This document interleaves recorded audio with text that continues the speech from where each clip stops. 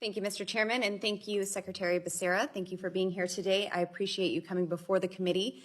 To start off, as a Secretary of Health and Human Services, can you define for this committee what is a man? You're looking at one. Great. So you are a man. I like that.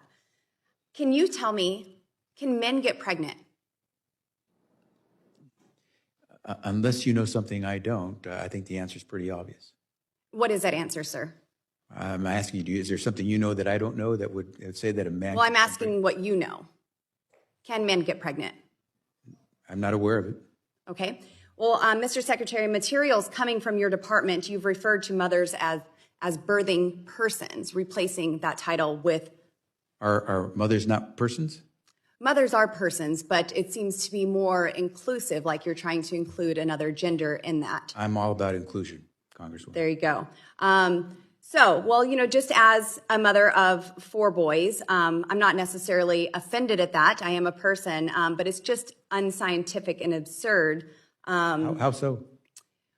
To include men in that. If you're going to be inclusive, if you're going to be inclusive in birthing persons, yes. Well, but it seems to me that you're trying to define the term. Reclaiming my time. Can men get pregnant?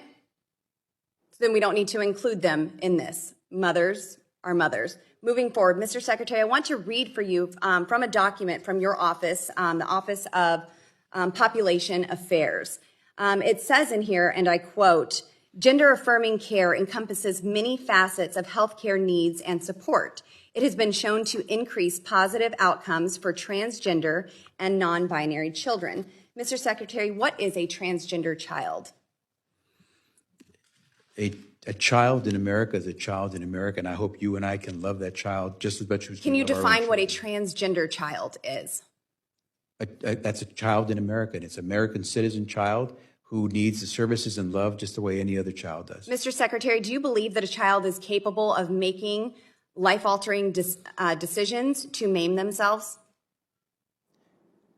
So let me just say to you that I don't agree with your premise, but what I will say to you is children know much about themselves, and with the help of their... Do you believe that children are capable of making the decision to self-mutilate?